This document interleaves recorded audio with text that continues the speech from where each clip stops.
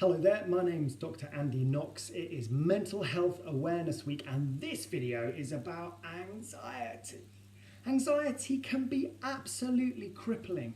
I know a bit about it myself from experience, and it is not fun when you are waking up in the middle of the night in a cold sweat and your heart is pumping through your chest and you are breathing fast and you're ready for a fight or a flight or a freeze and you're not quite sure what to do and your thoughts are all over the place and no matter what's happening you can't seem to calm them down and your breathing's getting faster and you've got the sweat back on. And what on earth do you do about it? Because it really can make you feel pretty unwell.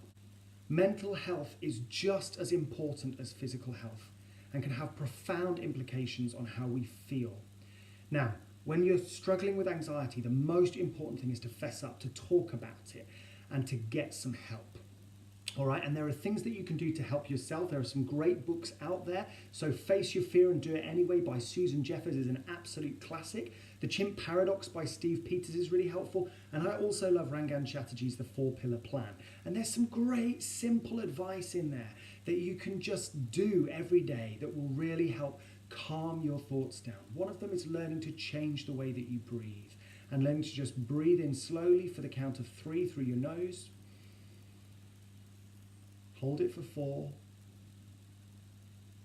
Breathe out for 5.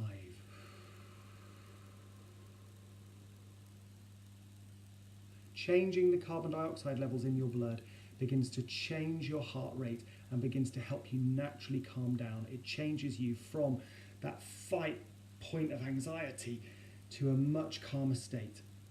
Making some time for yourself, learning to relax, learning to change your sleep pattern, eating far more healthily, changing your diet and getting some regular exercise to get that nervous energy out and release good endorphins, the happy hormones into your blood system can really be effective.